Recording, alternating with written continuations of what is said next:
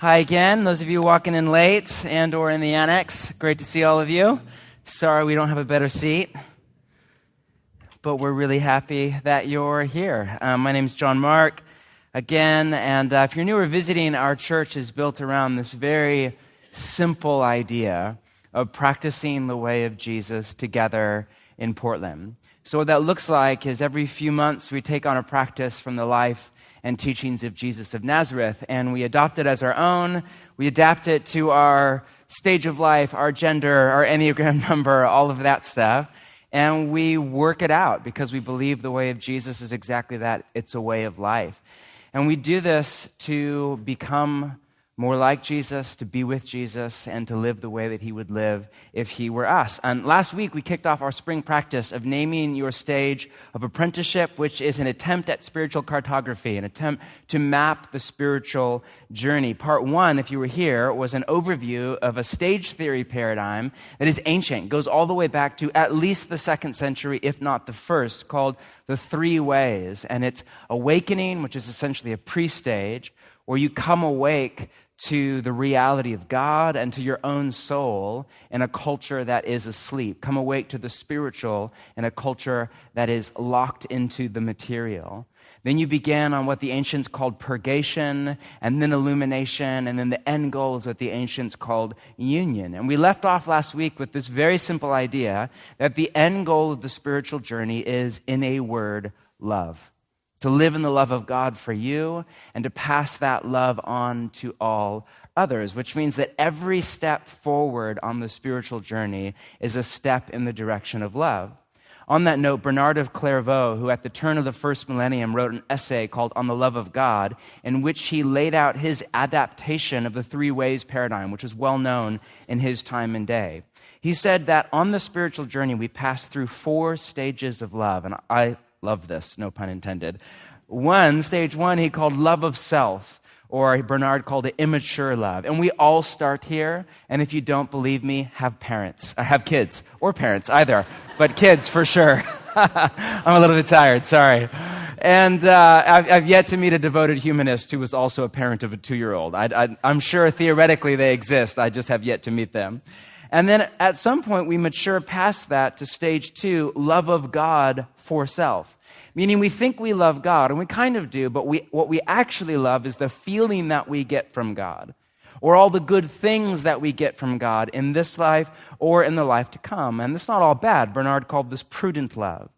But eventually, as we age and as we near midlife, and we hit this beautiful thing called disappointment, and let down, and you don't get the promotion, or you go through a divorce, or you get success and you realize, oh wow, this is not nearly what it's cracked up to be. You begin to realize that all of the things that we wanted to get from God are not nearly as great as we expected. And on the plus side, we realize that God is far better than any of us expected. And from there, we mature on to stage 3, love of God for God, or what Clairvaux called unselfish love. We come to just deeply enjoy God and his company for him. But you're still not there. You can enjoy God, you can enjoy his company, you can live for hours of every day and just resting prayer and still have a heart full of anger or acrimony toward others, toward your parents, toward your children, toward your own soul, self-loathing or self-hate. Finally, we come to the end goal, what he called love of self for God, or he also called it perfect or mature love, where we come to love all that is, not just God and all that is good and beautiful and true in us and in the world, but we come to love the world as it actually is, ourself as we actually are, the good, the bad, and the ugly, all of it laid bare in the compassion of God's eyes. We come to love our friends and past that even to love our enemies. This is the end goal of the spiritual journey and our apprenticeship to Jesus. On this, all stage theory paradigms agree from the 1st century to the 21st. As Paul put it to the Corinthians, and now these 3 remain, faith, hope, and love, but the greatest of these is what? Love, which is exactly what you would expect to hear from an apprentice of a rabbi who said the greatest command in all of the library of Scripture. And if you've read the Bible, it's not short. There's a lot of commands in there. The greatest one, Jesus said, was to, quote, love the Lord your God with all your heart, all your soul, all your mind, and all your strength. That's from Deuteronomy 6. And then Jesus said, and he wasn't asked, but he said it anyway, my kind of teacher, let me answer a question that you have not asked yet. He said the second is very similar, and he quoted from Leviticus chapter 19, love your neighbor as yourself. Now, that wasn't even my intro. That was just my good evening, everybody. All I want to do with our short time together tonight, don't worry, it's not long, is connect the dots between our spring practice of naming your stage of apprenticeship and this idea that the end goal of the spiritual journey is love to Easter, which in your mind might not go together, but I would argue they are interdependent on one another. Thought experiment. The fact that I can stand up here in Portland, Oregon in 2019 on the west coast of America and say that the meaning of life is love, and I don't know how many, 500-ish of you in the room, almost all of you, I'm guessing, agree with that statement. You disagree, I'm sure, with a lot of what I say, but I'm guessing you agree with that statement. Even if you're here and you're not an apprentice of Jesus, and we're so happy you're here, wherever you're at on that spectrum, from Buddhist or Hindu to atheist to agnostic to, in the language of one of my friends, I don't believe in God, I believe in science. Wherever you're at in that spectrum, we're so happy that you're here. I'm guessing that you still agree with that the meaning of life is love, or you at least really like the idea. Now, just for a moment, pause. Where does this idea come from? As ubiquitous as it is in the late modern West. Does it come from science? Clearly, the answer to that is no. It does not come from Darwinian theory. I was reading the other day this Russian philosopher, Vladimir Slavov, and this was his summary of secular ethics. Quote, man descended from apes, therefore we must love one another. Exactly. So if you've read molecular biology, you know we don't get the idea that the meaning of life is love from survival of the fittest. Not from politics. Have you been reading the news this week? It's not in the Mueller report, not even in the redacted version. It's not like, love, let's keep that out. It's a little bit dangerous for the next election cycle. No. Not from the Eastern religions, for which there's much I'm grateful for. But Buddha himself, who was so brilliant in so many ways, left his wife and his child to go off and teach happiness as a byproduct of detachment, not love. Same with the Greek philosophers, a secular version of the same. So where does this idea that almost all of us nod our head in agreement and say, yes, love, even if my life does not measure up to that, that is what I want my life to grow and mature into? Where does this idea come from? I would submit to you a working theory that it comes from Jesus of Nazareth. A Jewish rabbi from the first century, from a backwater nation with zero power or political clout, that would have been lost to the sands of history were it not for Easter Sunday.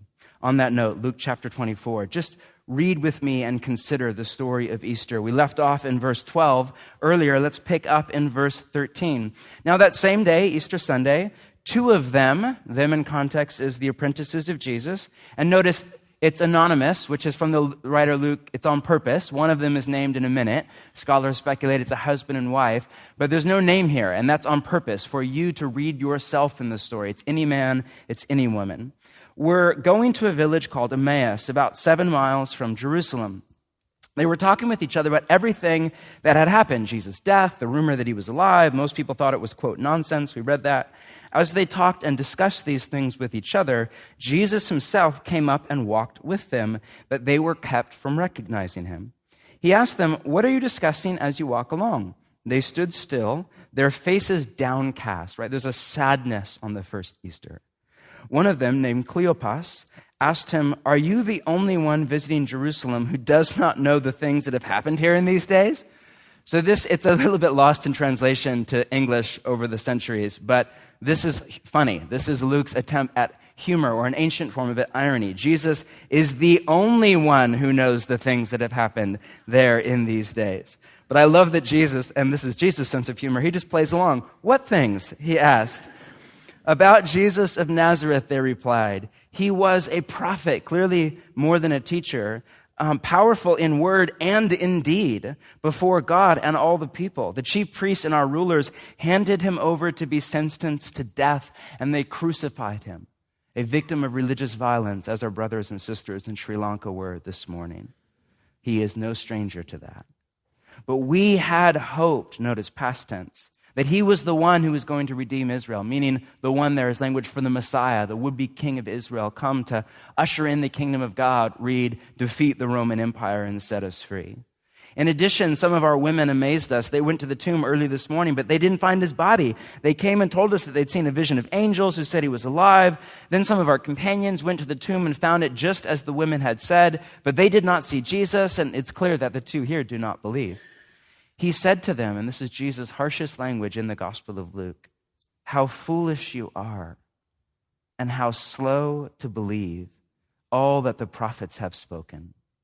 Did not the Messiah have to suffer these things and then enter his glory?" And beginning with Moses and all the prophets, he explained to them what was said in all the scriptures concerning himself. Now that is a podcast I would love to download.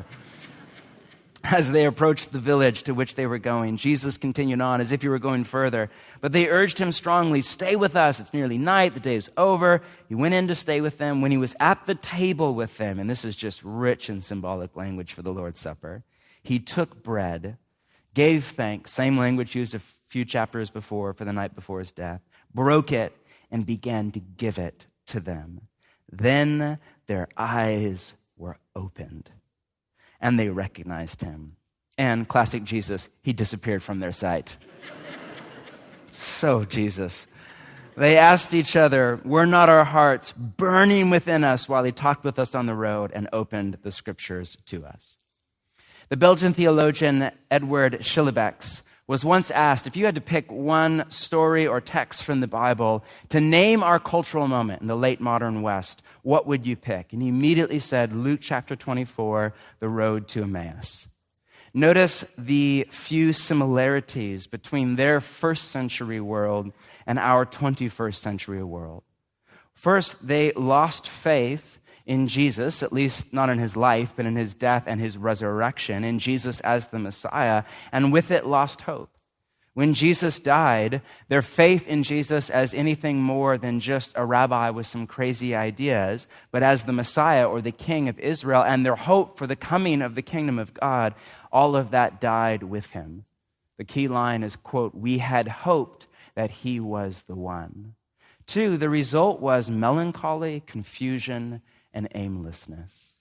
Melancholy, verse 17, quote, "Their faces downcast," a kind of pre-millennial Portland in winter ennui kind of emotion. They are confused, verse 23. "They came and told us different people are saying different things about whether or not Jesus is dead or alive, and they don't know who or what to believe." And as a result, they are aimless. In the story, walking away from Jerusalem, which at a literary perspective, remember you're reading history, but you're also reading literature. And from a literary perspective, Jerusalem is the place, one, of God's presence. It was the place of the temple, which at the time was the locus point of God's presence on earth, the overlap of heaven and earth, the top of a mountain, literally. That's where God was. And it's also the place of God, if you buy into Jesus' claims, death and resurrection. They're walking away from that. Put another way, they're walking away from God, from a literary perspective, and into the unknown, into Emmaus. We have no idea why they are even going there or what the end destination is. They're just heading off into the unknown. Does this sound remotely familiar to our day and age? You know, I, like so many of you, was heartstruck on Monday afternoon by the fire at Notre Dame. T and I, if you've ever been to Paris, you have some kind of a Notre Dame story. My wife and I were there on our honeymoon years ago, and Notre Dame is still above everything the standout in my mind's eye. And I can't help but view the fire as symbolic of our cultural moment. You know, Notre Dame is almost 1,000 years old. It was likely under construction during Bernard of Clairvaux' life. It's 0.0 for Paris, meaning it's the point from which distance was measured in the city and in the nation. So central was the role of faith in France's culture a millennia ago.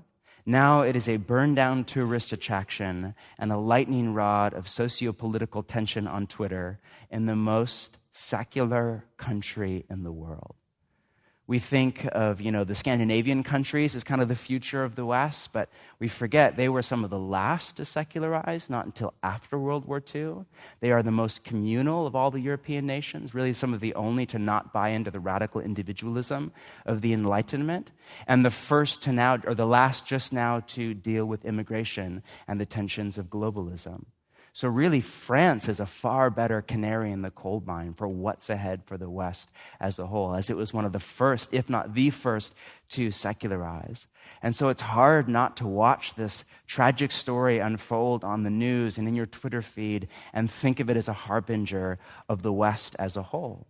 In the West, we have lost faith. I mean, not all of us, but the huge chunk of our society. Sociologists label our society post-Christian.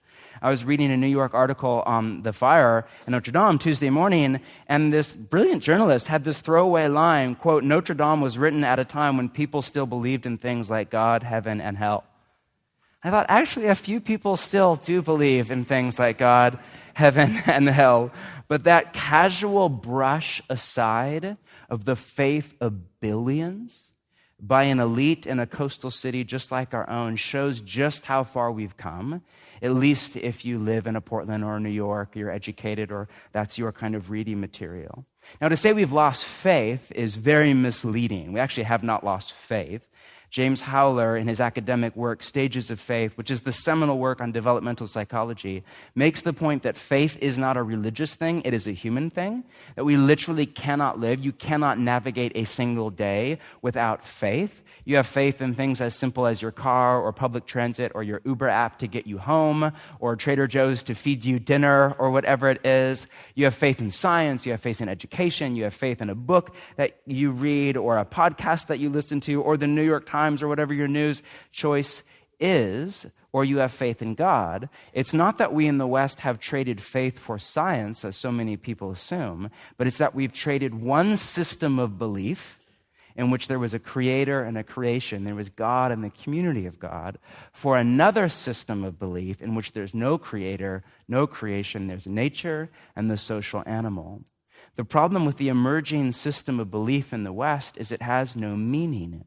In it, we are literally just animals with time and chance on our side. And the problem is that human beings can't live without meaning. Neurobiologists tell us our brains are literally wired to search for meaning. Like your brain is set up to search for coherence in complexity. Viktor Frankl, in his famous book, Man's Search for Meaning, with is so worth your time if you've not read it. It's not very long. Jewish psychologist who ended up at Auschwitz. His wife was put to death. His family was put to death. I mean, just living horror. But through that, he turned it into a bit of a kind of research experiment as a psychologist, as a doctor, and began to treat patients right there in Auschwitz. And he came to the conclusion by the end of the war, and he did live through it, that the people who survived the concentration camp, some of whom, he went on to say, were even happy in it, were not the biggest, not the strongest, not the smartest, not the best educated, not the most wealthy or those that come from privilege. It was those who had meaning in their suffering.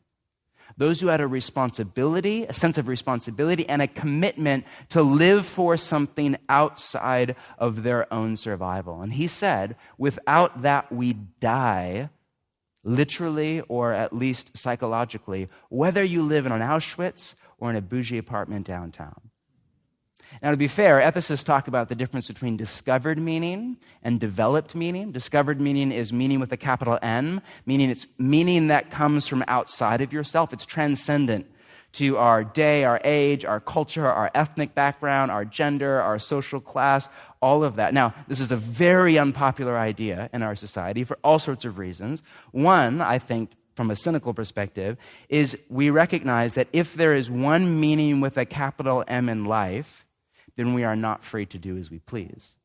It's one of the reasons that so many people champion a progressive ethical vision, because if so-and-so gets to do whatever they want, then I get to do whatever I want too. The problem is we can't live without some kind of meaning, so we have to come up with what ethicists call a developed meaning, which is not bad. You have to come up, you have to develop, you have to come up with some kind of a reason to live. For many people, it's work, which is fascinating considering that the stats are overwhelming, that people, for the most part, do not like their job. Odd thing to turn your life into, but okay. For many in our city is not a careerist city. It's hedonism. It's the next Tinder hookup, the next bar opening, the next speakeasy, and the next dinner out. It could be any number of things. It could be something simple and benign like leave the world better off than you found it, or save the planet, or just, drink craft beer. Whatever, which is fine. There you go. The problem with developed meanings, even though many of them are good, this is the tricky thing for the West as we go forward. They can't hold a society together in love. We end up fracturing into tribal war based on our own individualistic vision of a happy and healthy life. But not only have we lost faith, or better said, meaning, to a sense, we've lost hope. So this is just not like happy Easter stuff, but the suicide rate, just happy Easter, speaking of Easter, the suicide rate continues to rise at a serious level. To skyrocket.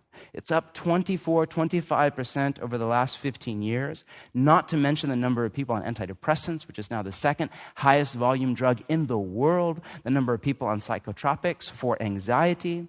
Another recent New York Times article on the spike in suicide, mental illness, anxiety, depression, unhappiness, which is, all over our country right now, and in the increase. Robert Putnam of Harvard, you may recognize his name, is the author of Bowling Alone. For several decades now, he's been on the kind of cutting edge of research around the fallout of individualism in America. Well-respected scholar, sociologist. He was interviewed about why this spike. Why is it that even as our material well-being is higher than ever, our technological mastery over nature, medicine, life expectancy, even civil rights, still a long ways to go, but far ahead of any other culture at any point in human history, why is it that happiness continues to decline and hopelessness continues to rise? And he was the one person who said the reason is hopelessness. Hopelessness. Andrew DeBalco from Columbia University, in his analysis of American history, The Real American Dream, a meditation on hope, writes about 3 different hopes that America has built around since its founding. First was God, and this was the earliest and the most short-lived of the Puritans who came over on the Mayflower, most of whom were running away from religious violence or persecution. He writes this, quote, "Hope was chiefly expressed through a Christian story that gave meaning to suffering and pleasure alike and promised deliverance from death." This was short-lived. It was basically gone by the time of the Revolutionary War. Most of those in that worldview refused to fight against England for reasons of the Sermon on the Mount. Number 2, the next hope became nation. Under the influence of the Enlightenment, faith in God began to wane among the elites long before it was popular in culture. Instead of putting our hope in God to usher in the kingdom of God, we put our hope in America and the Constitution as the, quote, greatest nation on earth. DeBanco writes that we substituted a deified nation for God. This lasted up until around World War II for most people, but fell apart in the 1960s. Since then, our third hope has been put on what he calls self-actualization. I love this from Tim Keller. He writes, "In our current phase of American history, we have lost belief in God and salvation, or in any shared sense of national greatness or destiny. We do not see serving God or the nation as being more important than self-actualization. We do not consider the claims of religion or national loyalty to ever overrule our pursuit of individual freedom and happiness. Our hope," this is a great one-line summary of our city, by the way, "our hope is now for individual freedom to pursue our own private ideas of good and to discover our authentic selves." The great trouble with that story, however, is that it does not do what every other worldview and cultural narrative has sought to do in the past. It cannot incorporate into itself and render meaningful the single most immutable and certain fact of human life, death. Just here to encourage you this Easter, you will die. Now, this is a problem, the inability to grapple with that reality, because just like faith, we can't live without hope. If you want to know how key hope is, just think of a time when you were hopeless. Remember what it felt like. Maybe you're in that spot right here tonight. It's a miracle that you even got out of bed and got to church. Or think of a family member or a friend or somebody you love who is in a season of hopelessness. The theologian Emil Brunner once said, what oxygen is to the lungs, hope is to the meaning of life. There's all sorts of neurobiology behind this too. Dopamine, it's literally your brain does not function to get you out of bed if you do not have hope. And optimism does not count at a neurobiological level. It's more than like a positive outlook on life. You have to actually have hope, a conviction of coming good based on reality, not on wishful thinking. We are hope-based creatures. We simply cannot live inside a meaningless, incoherent, random chance universe, free-floating from one experience to the next, run by the desire to feel good in the moment until we die. We simply can't live that way. We need hope just to get out of bed in the morning. We've lost hope. We've lost a lot of faith, or at least meaning, in the West. And the result, I would argue, is the same for us as a society as for the two anonymous disciples on the road to Emmaus. One, there is a melancholy. All right, we love our city, right? Many of us moved here just to live in this city. But I've been here long enough to realize, as most of you have as well, that underneath the glittering image of Portland hedonism is a kind of pervasive sadness, a nihilism over just the futility of a life where the main reason to keep going is brunch on Sunday morning, right? We have a whole decade of life here that we might just label brunch, 25 to 35, you know? There's a reason, like one of the things that I've just been thinking about a lot in our city is why, in particular if you're in the urban core of the city, why is there almost nobody over the age of 40? And by the way, if you're here over the age of 40, you are royalty. We honor you. In the name of the Father, the Son, and the Spirit, please bring all of your friends. But seriously, walk on the streets of the city. Part of it's because you can only stave off the existential questions of lunch with a beer mosa for so long. At some point, kombucha on tap is great, but it's just not enough. Like at some point, the questions in the back of your mind. People think that Christians have to shove down the questions about reality. No, we don't. Are you kidding? Jesus asked more questions than he answered. Right? When we don't feel safe to ask questions, it's because we've messed up the Jesus story, not because something's wrong with the Jesus story. I would argue it's the secular narrative that you have to be really careful what you think about. Really, really careful. You have to shove down the doubt and don't let it come to the surface.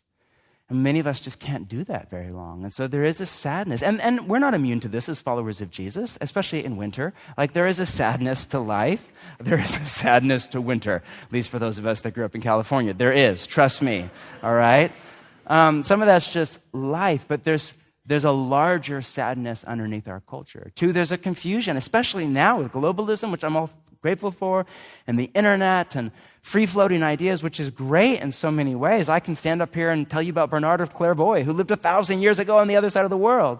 But still, there's more confusion now than ever before about what is truth. People have just given up on the idea of truth.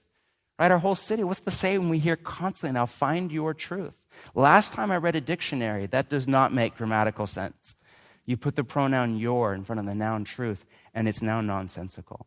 We've just given up on the idea altogether because there's so many ideas out there, so many opinions, so many religions, so many traditions, so much science, so much of interpretation of science. And this person says this and that person says that. And there's just this confusion, especially around Jesus. Sure, we know he was alive and a prophet and a teacher and said some crazy stuff, but is he still alive? I don't know. We just live with this kind of culture-wide agnosticism. And as a result, there is an aimlessness.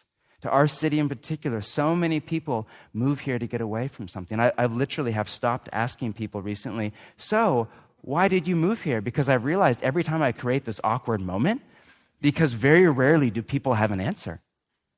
Most of the time it's to get away from mom and dad, or to just live in the city, or to do something new, or to get away from home, or to get out of the South, or whatever it is, right? So you laugh because you know, like those are 5 of my friends. But there's something, it's like the disciples in the story. Where are they going? You don't even know. They're just going away from what they thought was the place of God and the place of Jesus' resurrection. So my friends and my family and to all of you that are at guests, we're so happy you're here. Whatever you think about all of this and however crazy it sounds, I just want to submit to you that into our city and our late modern world of burning cathedrals and Mueller reports, Easter is better news than ever. It's good news in the language of Jesus of Nazareth. It's gospel. Melancholy, confusion, and aimlessness are exactly what you would expect life to feel like from the inside if Jesus is dead and his body is decomposing somewhere under the Palestinian soil. If there is no creator, there is no creation, there's no design other than nature with a capital N and survival of the fittest. If life is meaningless, if we're just animals, as one writer I read a few days ago put it, quote, insignificant accidents in an uncaused chaos churning, if we're heading nowhere but toward entropy, if everything that you hold most dear, God, morality, society, human rights, equality, love, beauty, if all of that is just neurochemical firings of your brain, somehow rooted in evolutionary theory, if you're on your own and no one is coming to save us, and all of the ideas and institutions that we put our hope in to usher in utopia, from the isms of the 20th century that we killed each other over, to politics, to Wall Street, to Hollywood, to Silicon Valley, to the church, which is just as bad half the time, if all of it is corrupted by human nature, bent in on itself, then melancholy, confusion, and aimlessness are exactly what you would expect, and they are here to stay. Get used to it and put your money in pharmaceuticals because that's our only hope.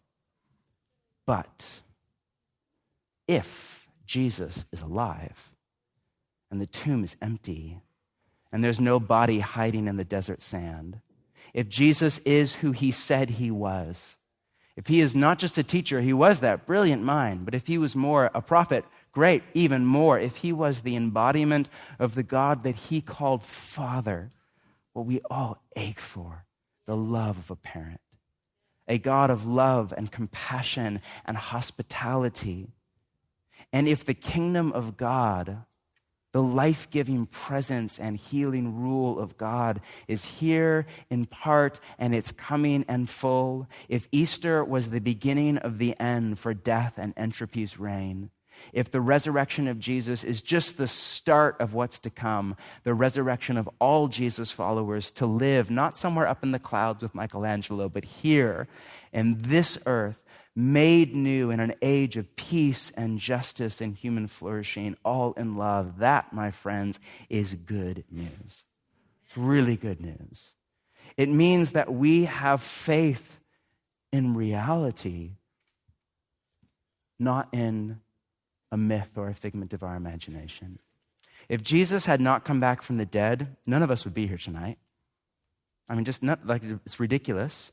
Unlike Buddha or other luminary teachers, Jesus not only said great things about ethics, he made audacious claims about his self-identity.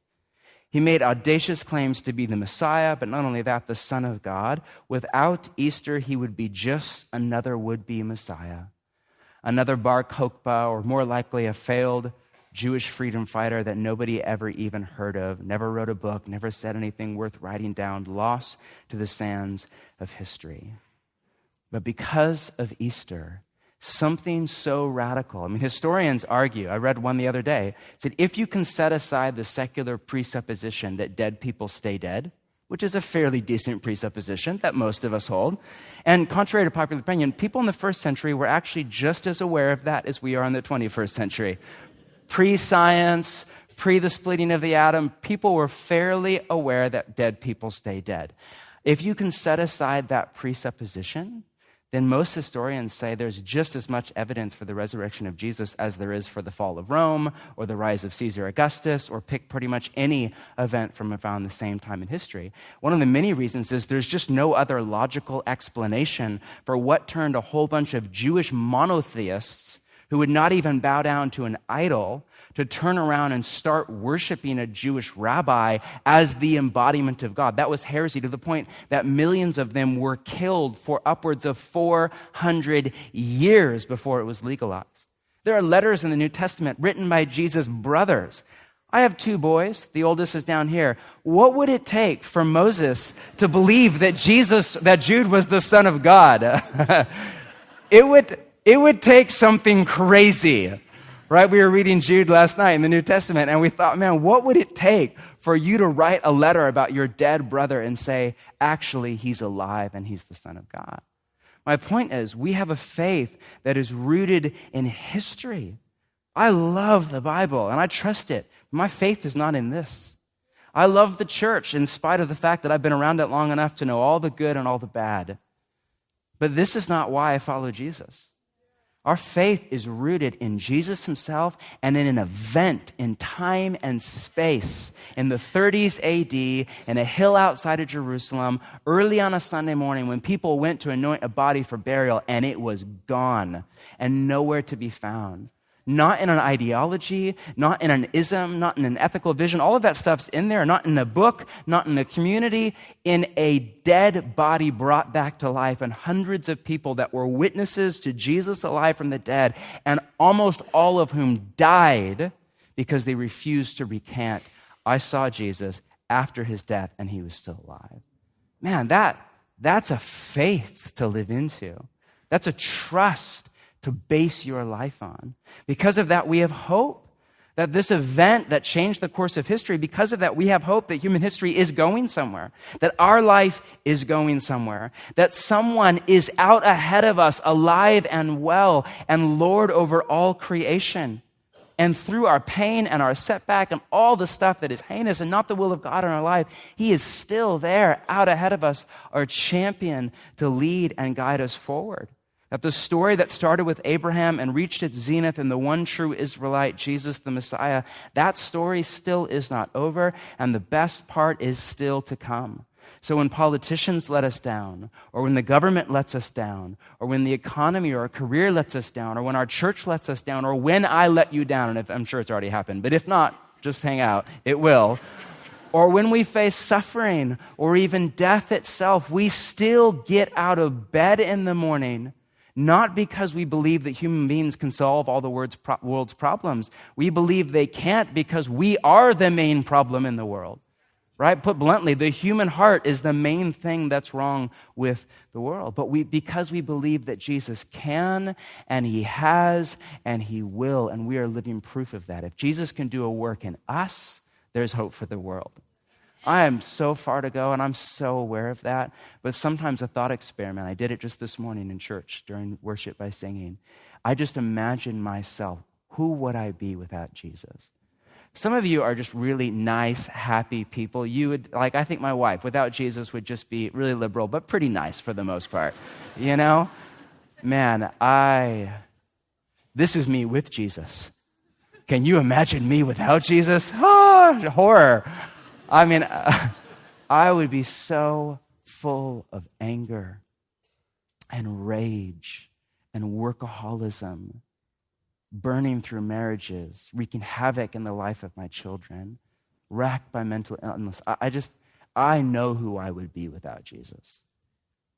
Man, it's good for me to keep that sober reality before my mind and recognize if there's hope for me, there's hope for anybody.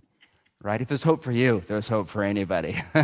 It's true of all of us. We have faith, we have hope, and because of that, we have love.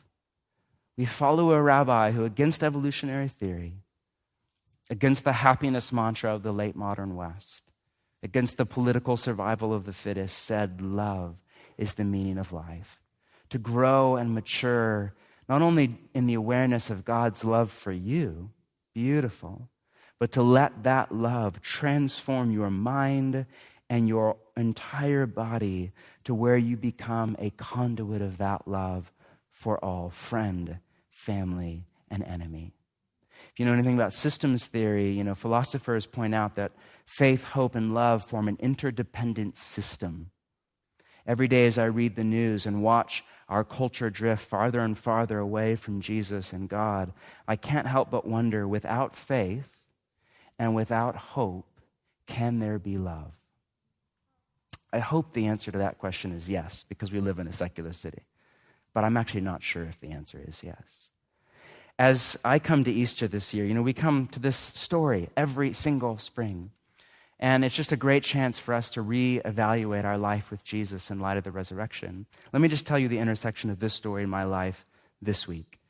I just feel so much gratitude. we live in this hyper-secular city that we love, and so we're just swimming in this narrative all week long that is so contrary to Jesus' narrative of reality. And I've been reading this memoir. I'd love to read at night before I go to bed. Normally I read fiction, but at some point it's just too depressing. So I'm reading a memoir by a secular post-Christian, which, that was sarcasm. That was, okay, sorry. Not funny. I'm reading this memoir this last week called A Sense of Direction by Gideon Lewis Krauss. Brilliant. I just picked it up because the writing's so good. Brilliant story, and it's this fascinating story about two 20-something millennials, well-educated, upwardly mobile, Fulbright scholar, both post-faith. One was the son of Jewish rabbis, and the other is a post-Catholic who's just full of vitriol toward church and hypocrisy, who go to hike the Camino, which, if you know what that is, it's a Christian pilgrimage route in Spain that has, for the most part, turned into a secular kind of backpacking Mecca. And so it's this memoir about two post-Christian millennials walking a Christian pilgrimage route. And really what it's about is the title is A Sense of Direction, and really it's about the aimlessness of our generation. People who have education, intelligence, universities under the belt, Fulbright, all the stuff, and are literally wandering around the world, just sleeping with all sorts of people, doing drugs, alcohol, good coffee all over the place, and yet literally have no sense of direction. And it's a beautiful memoir, and there's great stuff in it, and it's not really a happy ending, but a good ending. But man, all week long, as I've been reading this story about two post-Christian millennials walking the Camino, and reading Luke 24 about two apprentices of Jesus walking the road to Emmaus, the emotion that is at the surface of my heart this Easter is just gratitude. I am so grateful that I have a rabbi to follow, that I have something and someone smarter than me, better than me, older than me, wiser than me to lead and guide the way. To commit, and I'm happy to say that somebody else knows better than me how to live. For some people, that's really a rub. Yep, sure, sign me up. I need help. And I'm so grateful to have someone to follow, and not just a wise teacher. There are lots of wise teachers. To have somebody who is the embodiment of love itself, who broke the greatest fear of all, the fear of death itself. If we don't have to be scared of death, what do we have to be scared of? And I'm so grateful. So whatever it is that comes to the surface of your heart this Easter, whether it's that or something else, just let it simmer there, even tonight as you go home, and this week as you move forward. For all of you, as we end, who are followers of Jesus, Jesus invites you to apprentice under him and to grow and mature in all the stages of love. And for all of you who are not yet followers of Jesus, Jesus invites you to follow him.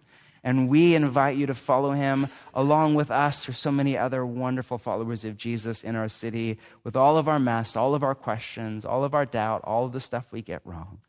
If and when you're ready to follow Jesus, the way that you begin is through baptism, where you identify with the death and the resurrection of Jesus. How? You go under the water in solidarity with the cross. You come up out of the water in solidarity with Easter. It's a way of saying, I die to my old way of life. I come alive to a new way of life, what Paul called the way of love. And I commit to follow Jesus into his reality of life and joy. We have some people that are about to do that. Are you ready to cheer them on? Thank you for listening to the Bridgetown Church podcast. We are in the middle of a year-long capital campaign to raise money to buy a building on the inner core, an old, beautiful, historic church building about a mile from where we meet right now. If you have been blessed at all by this podcast and would like to give to that over and above your regular giving to your church, wherever you call home, we would love to have you participate in that. Feel free to visit bridgetown.church/give for more information. Thanks for listening.